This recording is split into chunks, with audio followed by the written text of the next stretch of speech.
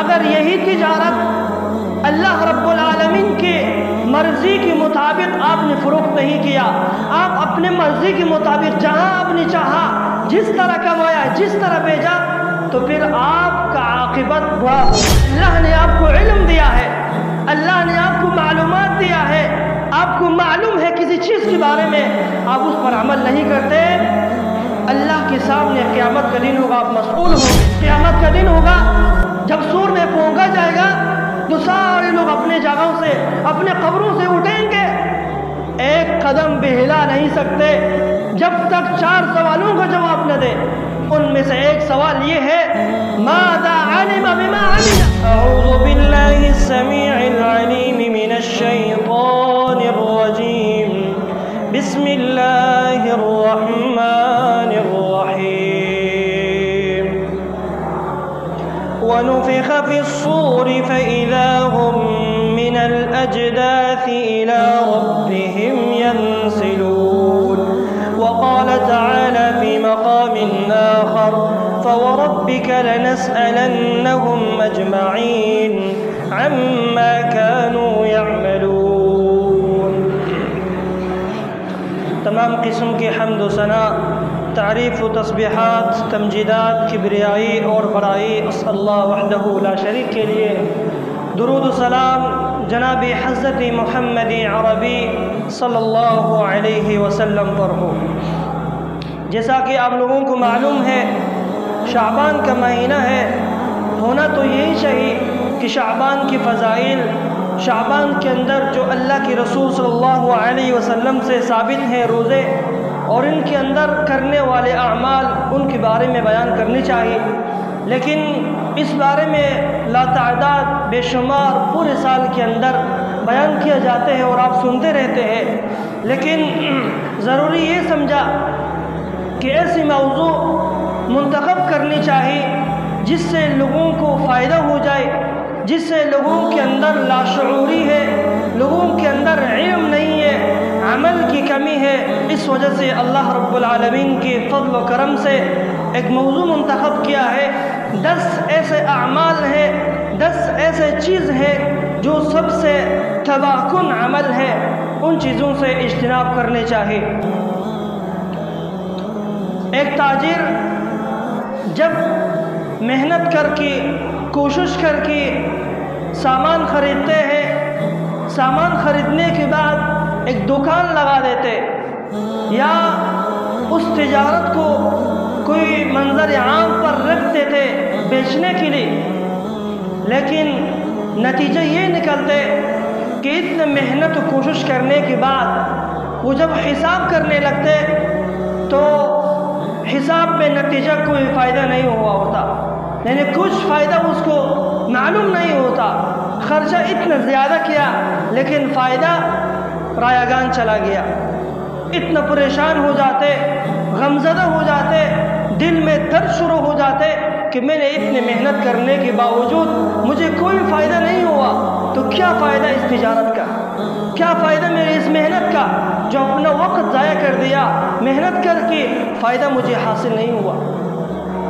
اسی طرح ہم اس دنیا کے اندر، اس دنیا کے ایک بازار میں موجود ہے، دنیا کے اندر ہم تجارت کر رہے ہیں۔ اللہ رب العالمین نے ہمیں مال دیا ہے، اللہ رب العالمین نے ہمیں رأس المال دیا ہے، جسم دیا ہے، پیسے دیا ہے، لیکن اللہ رب العالمین یہ بھی فرماتے ہیں کہ مال میری طرف سے، جسم میں نے آپ کو دیا ہے، موقع فراہم میں نے کیا ہے، بازار میں نے آپ کے لیے فراہم کیا ہے، دکان محلہ میں نے آپ کے لیے فراہم کیا ہے، لیکن شرط یہ ہے کہ تجارت میرے ساتھ کرنے ہے۔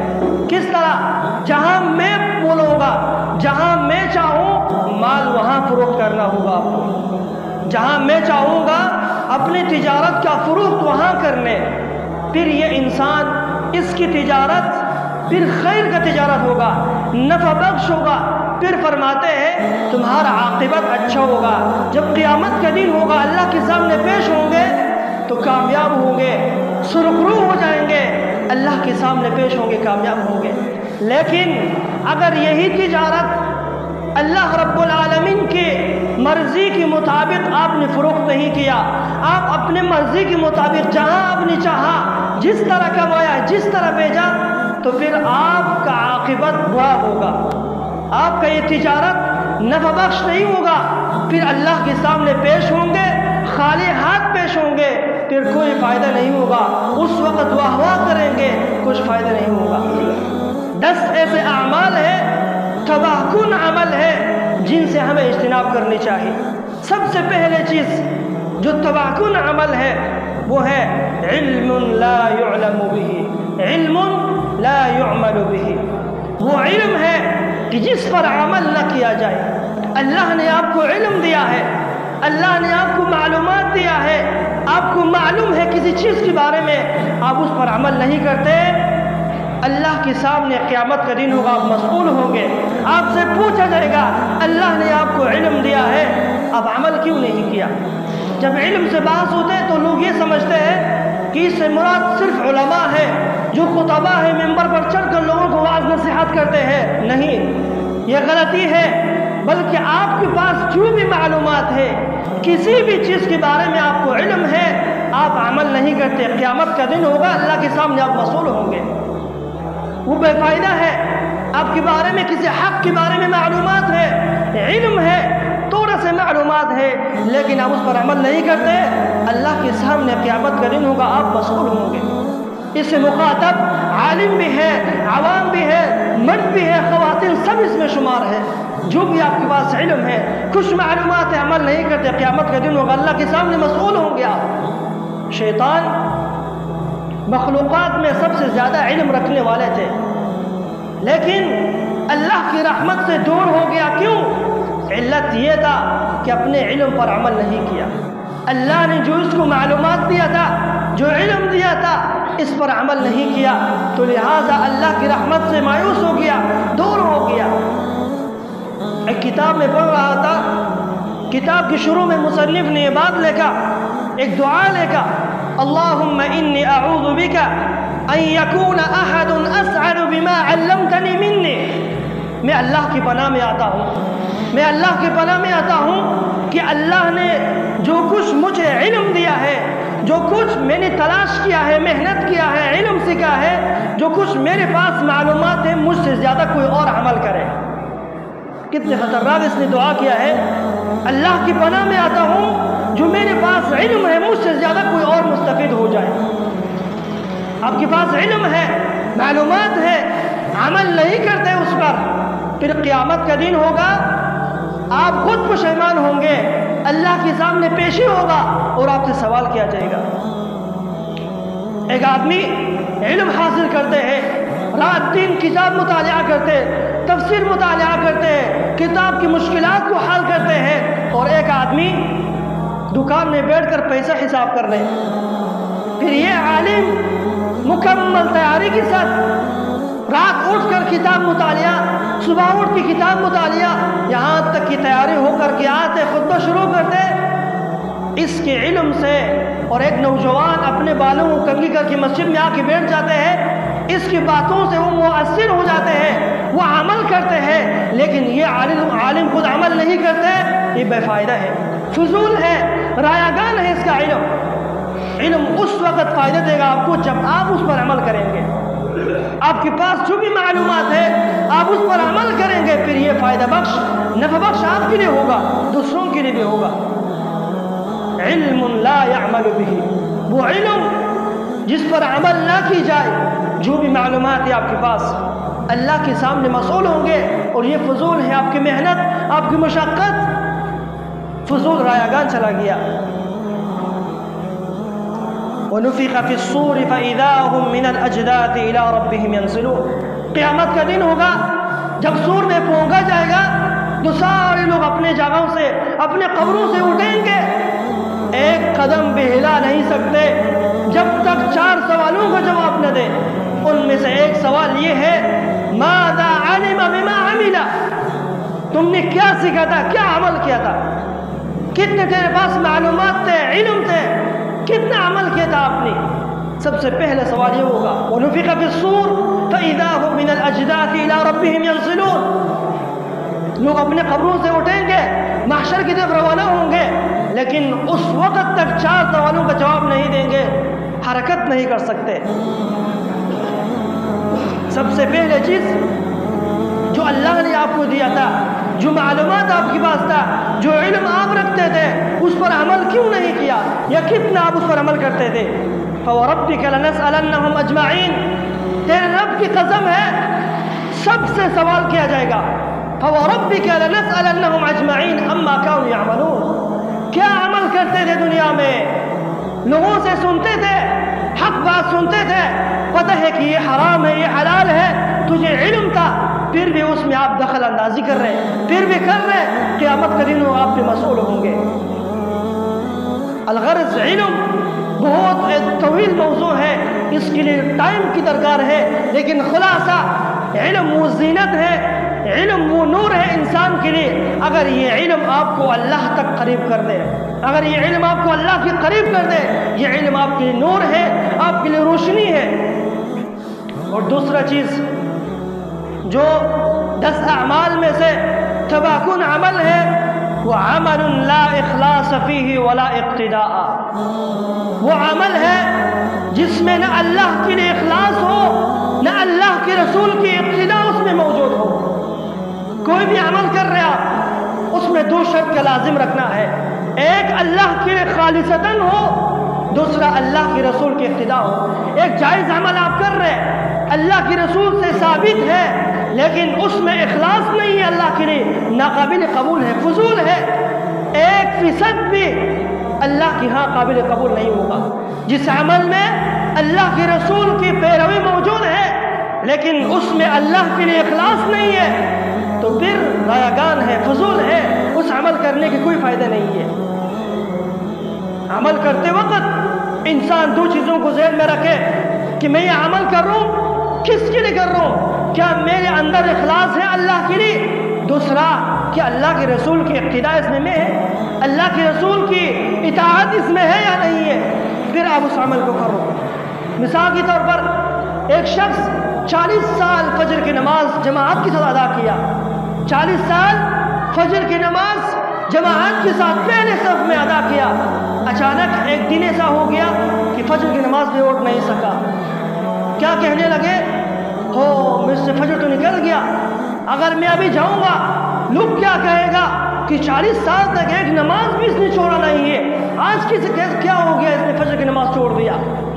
یہ فضول ہے، آپ عمل اللہ کے لیے کر رہے، لوگوں کے لیے کر رہے، آپ کی دل میں یہ بات، آپ کی دماغ میں یہ بات آنی چاہیے تھی کہ اللہ کیا کہے گا میں نے آج ہی نماز چھوڑ دیا، لوگ کیا کہیں گے میں نے فجر کی نماز میں آج نہیں گیا۔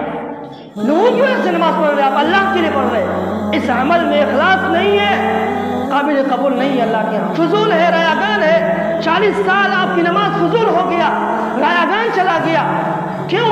آپ لوگوں کے لیے پڑھ رہے تھے، اللہ کے لیے اگر پڑھتا تھا آپ کی ذہن میں پہلے بات یہ کہ یہ بات نہیں آنا چاہیے تھی کہ لوگ کیا کہیں گے کہ میں آج فجر کی نماز سے چھوڑ دیا، میں آپ کی ذہن میں یہ بات آنی چاہیے تھی کہ آج مجھ سے نماز چھوڑ دیا، اللہ ناراض تو نہیں ہوگا، اللہ کیا کہے گا میرے بارے میں؟ تو عزیز بھائیو، جو عمل اللہ کے رسول سے ثابت ہو اور خلوص اللہ کے لیے ہو، جب تک یہ 2 عمل نہیں ہوگا، 2 شرط نہیں ہوگا، آپ کے اعمال قابل قبول نہیں ہے اللہ کے ہاں۔ سلف صالحین 20 سال محنت کر کے، کوشش کر کے اخلاص کو حاصل کر لیتے، جیسا کہ میں نے بتایا تھا آپ لوگوں کے سامنے کہ سلف صالحین کہتے تھے ہم 20 سال محنت کر کے اخلاص کو حاصل کیا، لیکن ہم نے 1 گھنٹے میں اخلاص کے لیے دعا نہیں کیا، یہ نہیں کہا اللہ مجھے مخلصین میں بتاؤ، مجھے میں توفیق دے، ایسے اعمال پیدا کر کہ جو میں اخلاص کرنے والوں میں سے شمار ہو جاؤں۔ کہ سلف صالحین محنت کرتے کہ اخلاص کس طرح حاصل کر لے۔ جب اخلاص سے بات ہوتے، اخلاص کے لیے محنت کرنا، اخلاص کے لیے تلاش کرنا، اخلاص کے لیے زحمت کرنا، لوگ یہ سمجھتے ہیں کہ شاید اخلاص کے لیے پسینہ بہانا پڑتا ہے، تجارت کرنا پڑتا ہے، کسی کو معلوم نہیں ہے کہ اخلاص کس طرح حاصل کیا جاتا ہے۔ ہم نے کبھی بھی سوال نہیں کیا، کتنے بار میں نے یہاں سے تاکید کیا تھا کہ اخلاص صحابہ کرام سلف صالحین 20 سال محنت کرتے پھر اخلاص تلاش کرتے. کبھی آپ نے سوال نہیں کیا اخلاص تلاش کرنے کا راستہ کیا ہے؟ وہ کون سے اسباب ہے کہ جن سے ہم اخلاص کو حاصل کریں گے؟ کبھی ہم نے سوال نہیں کیا. کیوں؟ کیونکہ ہمارے ہاں اخلاص کی کوئی ارزش نہیں ہے، اخلاص کی کوئی اہمیت نہیں ہے. کہ جب تک آپ کے اعمال میں اخلاص نہیں ہے، پہاڑ کے برابر عمل ہوگا وہ ناقابل قبول ہے اللہ کے ہاں، کیونکہ آپ کے دل میں خلوص اللہ کے لیے نہیں تھا.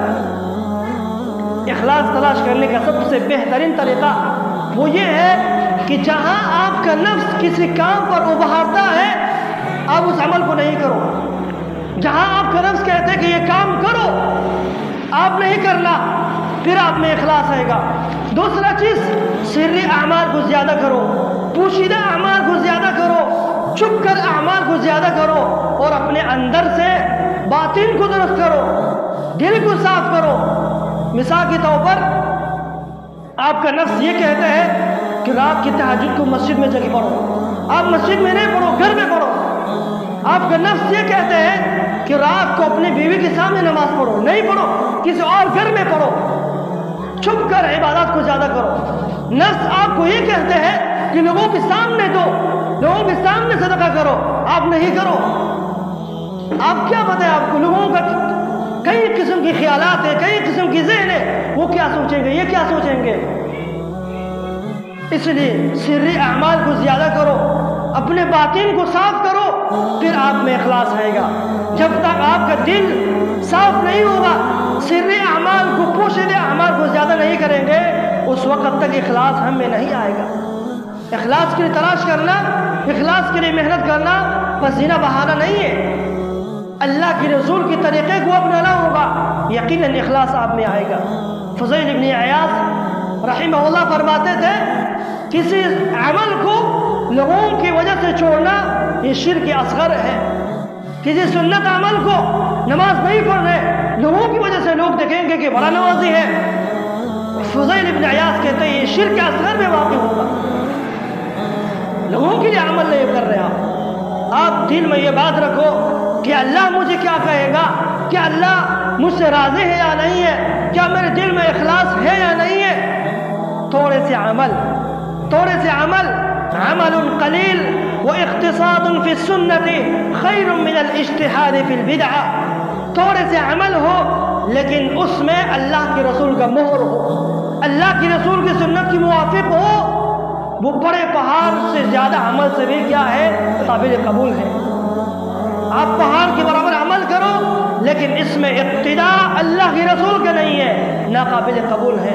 تھوڑے سے عمل ہو جس میں بدعت نہیں ہے، جس میں شرک نہیں ہے، وہ اللہ کے ہاں قابل قبول ہے.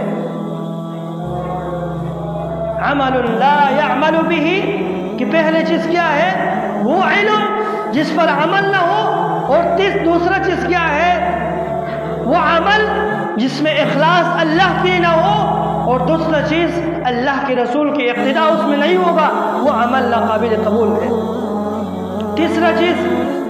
تیسرا اسباب جو سب سے تباہ کن عمل ہے، مال لا ينفق منه. وہ مال ہے جو اللہ نے آپ کو دیا ہے، اللہ کے راستے میں خرچ نہیں کرتے. اہل علم کہتے ہیں ایک قسم ہے اور ایک رزق ہے. نکتۃ ذہبیہ الفرق بین الرزق والکسب. رزق اور قسم میں فرق ہے. یہ بات سمجھنے کے لیے غور کریں. کسب کہتے ہیں وہ مال کو جو آپ جمع کرتا جا ذخیرہ کرتا جا اور اپنے آپ کو قیامت کے دن کے لیے مسئول بناؤ. مال کو ذخیرہ کرو، جمع کرو، اللہ کے سامنے مسئول ہو گیا، سوال کیا جائیں گے. اسے کہتے ہیں قسم. اور رزق وہ ہے جو آپ جمع کر رہے، اس کو انفاق کر رہے اور کھا رہے ہو، اس سے استفادہ کر رہے ہو. اللہ کے رسول نے فرمایا لیس لک من مالک، آپ کے پاس جو مال ہے وہ آپ کا نہیں ہے. صرف 3 قسم کی مال آپ کا ہے. وہ کون سے ہیں؟ الا ما اکلت فافنیت، جو آپ نکال لیا اس کو بوسیدہ کر لیا.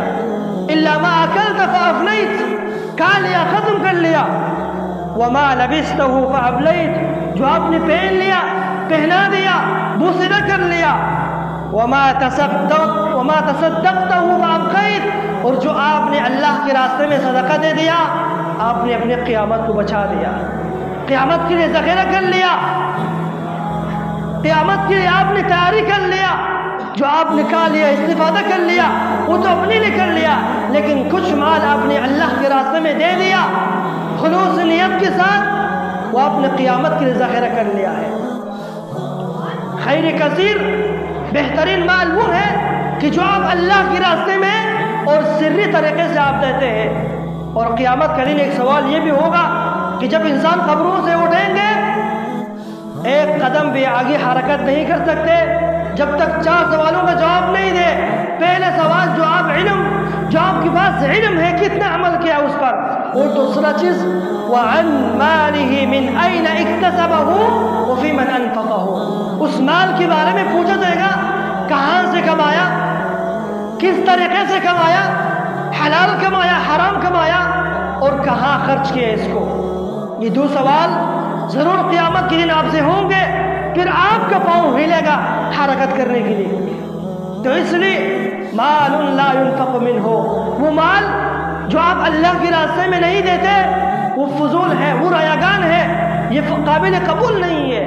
اور چوتھا چیز قلب فارغ من محبت اللہ والشوق الیہ والانس فیہ، وہ دل جو اللہ کی محبت سے خالی ہو، جو اللہ کی یاد سے خالی ہو، والشوق الیہ، اور اللہ کی طرف بھی اس میں شوق نہیں ہے، رغبت بھی نہیں ہے، اور اس میں انس بھی نہیں ہے۔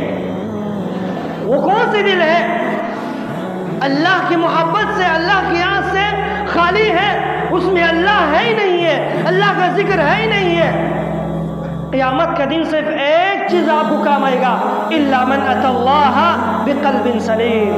قیامت کا دن ہوگا، نہ آپ کو مال کام آئے گا، نہ اولاد، نہ بیوی، نہ بچے، کچھ بھی کام نہیں آئے گے، الا من اتى اللہ بقلب سلیم، مگر وہ دل جو آپ نے صاف ستھرا لے کر اللہ کے سامنے پیش ہوں گے۔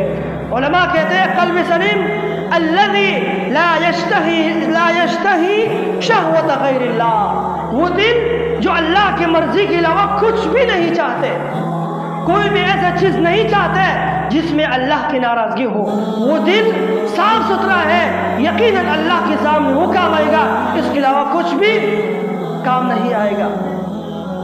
قلب سلیم، پاک صاف دل، وہ قلب، وہ دل جس میں اللہ تعالیٰ کا ذکر ہو، اللہ تعالیٰ کا یاد ہو، وہ دل قیامت کا دن آپ کو کام آئے گا۔ جس میں اللہ کی رضامندی ہو، جس میں اللہ کی ناراضگی کسی بھی صورت میں ناقابل ہو۔ قلب لیس فیہ الا اللہ، وہ نہیں ہے دل مگر صرف اس میں اللہ تعالیٰ کا یاد ہے۔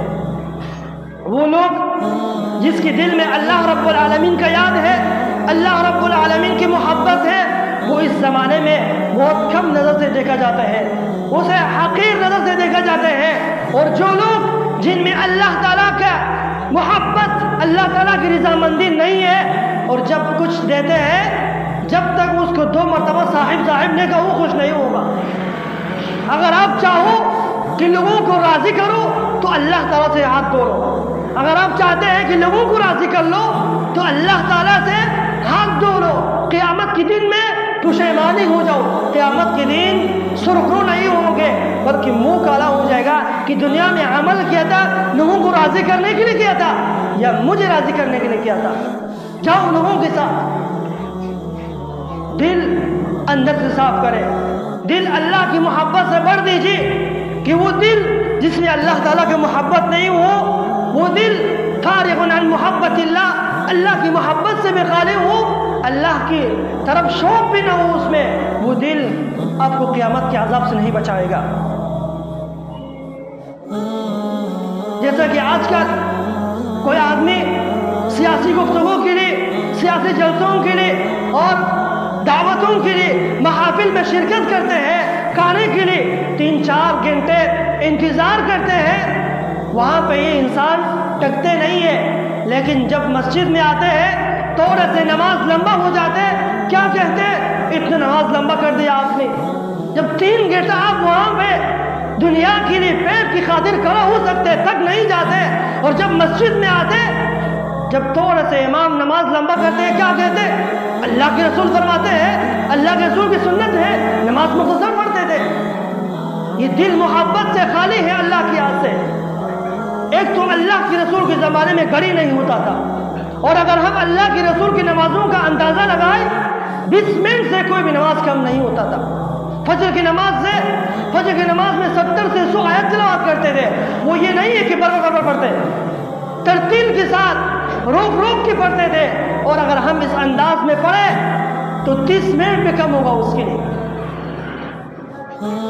ظہر کی نماز میں پہلے 2 رکعت میں 30 آیتوں کی برابر پڑھتے تھے، اور دوسرے 2 رکعت میں 15 آیتوں کی برابر پڑھتے تھے، اور عصر کے پہلے 2 رکعت میں ظہر کی دوسرے 2 رکعت کی برابر پڑھتے تھے، اور یہاں تک کہ بسا اوقات مغرب کی نماز میں سورۃ الاعراف تلاوت کرتے تھے، تقریباً 1 پارہ اس سے زیادہ کے برابر ہے، کبھی سورۃ طور، کبھی اس سے چھوٹے۔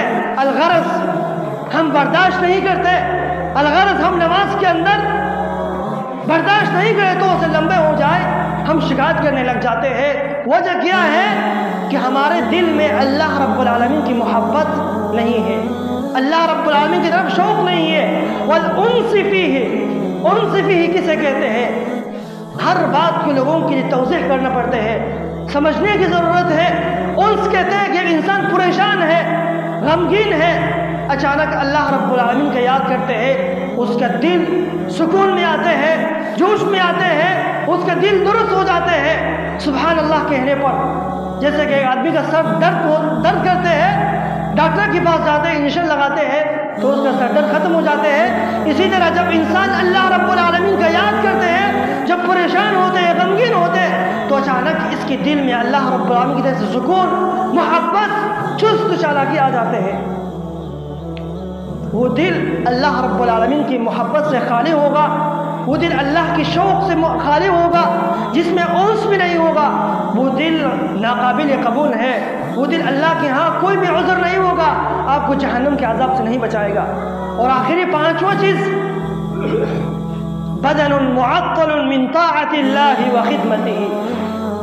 اللہ رب العالمین نے آپ کو جسم دیا ہے، موٹا تر تازہ جسم دیا ہے، خوبصورت چہرہ دیا ہے، کھجور کی طرح لال ہے، موٹے موٹے ہاتھ دیا ہے، اشاش بشاش نوجوان ہے، جسم دیا ہے، لیکن آپ اس جسم سے کسی نے خیر نہیں لیا ہے۔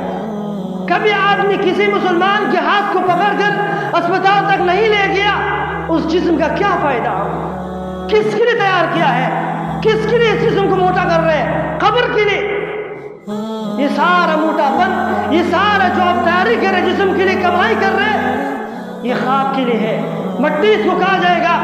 بدن معطل، وہ جسم تر تازہ حشاش بشاش جو اللہ رب العالمین نے تمہیں دیا ہے، اس جسم سے کوئی خیر نہیں لیتے، کبھی کسی بوڑھے آدمی کو روٹ پہاڑ بھی نہیں کیا، اس جسم کا کیا فائدہ ہے؟ اس جسم کو اللہ رب العالمین کی طاعت میں نہیں لگایا، کیا فائدہ ہے؟ ایک سوال قیامت کے دن جوانی سے ہوگا، جو آپ کو میں نے جوانی دیا تھا، اللہ کی طاعت میں صرف کیا تھا یا اپنی مرضی کی طاعت میں؟ وہ جسم جو اللہ رب العالمین نے دیا تھا، کاش کہ ہم نوجوان رات کو اٹھے، سردی کی راتیں ہیں، لمبے لمبے راتیں ہیں، رات کو اللہ کے سامنے قیام کرے۔ واللہ کتنا مزہ ہے اللہ کے سامنے قیام کرنا، یہاں تک کہ انسان اللہ سے مکالمہ کر رہے، اللہ سے گفتگو کر رہے، انسان کی دل کو سکون ملتے ہیں۔ قیام اور سجدے سے زیادہ کوئی بھی عمل اتنا محبوب اللہ کے ہاں نہیں ہے۔ انسان سجدے میں اللہ کے سب سے زیادہ نزدیک ہو جاتے ہیں۔ اس میں جوانی میں اللہ رب العالمین کو کثرت سے ذکر کرو، یہ جسم کو اللہ کی عبادت میں ٹکاؤ، یہ موٹاپن جسم کو اللہ کی طاعت میں، اللہ کے دین کی خدمت میں لگاؤ، کوئی فائدہ نہیں ہے۔ موت آنے کے بعد قبر کے اندر لیٹ جائے گا، یہ جسم کو خاک کہا جائے گا، اس وقت فائدہ کیا ہوگا؟ اور جب ہم بوڑھا ہو جائیں گے، جب سال 60 سے 50 سے اوپر ہو جائے گا، جب کمر جھک جائے گا، جب جسم میں حرکت نہیں ہوگا، زنا کرنے کا طاقت نہیں ہے، چوری کرنے کا طاقت نہیں ہے، کسی ظالم کے ہاتھ کو روکنے کا طاقت نہیں ہے، چوری کرنے کا طاقت نہیں ہے، جب سارے عذر ختم ہو جائیں گے تو پھر مسجد کے کونے میں بیٹھ جائیں گے، عبادت کرنے لگ جاتے ہیں۔ یہ عبادت اللہ کو قابل قبول نہیں ہے، یہ عبادت مجبوری سے کر رہے آپ۔ کیوں؟ سارے ضروریات ختم ہو گیا، جوانی ختم کر دیا، معصیت و نافرمانی میں جوانی ختم کر دیا آپ نے، اللہ کی ناراضگی میں۔ جب جوانی میں اللہ نے آپ کو طاقت دیا تھا، ظالم کے ہاتھ کو روک سکتے تھے، نہیں روکا، زنا سے اپنے آپ کو بچا سکتے تھے، نہیں بچایا، قاتل کے ہاتھ کو روک سکتے تھے، نہیں روکا، چوری کرنے کا طاقت تھا، چوری نہیں کرتا تھا، لیکن یہ سارے عذر ختم ہو گیا۔ اب بڑھاپا ہو گیا، بڑھاپے کے اندر کیا ہوں گے؟ مسجد کے کونے میں بیٹھ جائیں گے، کرسی میں بیٹھ جائیں گے، پھر اللہ کریں گے۔ یہ مجبوری میں عذر عبادت کر رہے آپ، مجبوری کا عبادت اللہ کی ہاں قابل قبول نہیں ہے۔ اس لیے عزیز بھائیوں، اللہ کی عبادت کا مزہ ذائقہ اس وقت ہوگا جب انسان جوان ہے، جوانی کی حالت میں، شباب کی نشے میں انسان اللہ رب العالمین کی عبادت کرے۔ شاعر کہتے ہیں در جوانی عبادت کردن شیوہ پیغمبریس۔ فارسی میں ایک شعر ہے کہ جوانی میں عبادت کرنا یہ نبیوں کا سنت ہے، انبیاء کرام کا سنت ہے۔ جب بڑھاپے ہو جائیں گے، سر پکڑ کے بیٹھ جائیں گے، کاش کہ جوانی میں اللہ کا عبادت کرتا تھا، کاش ظالم کے ہاتھ کو روکتا تھا، لیکن نہیں کر سکا۔ الغرض عزیز بھائیوں، 10 ایسے اسباب ہیں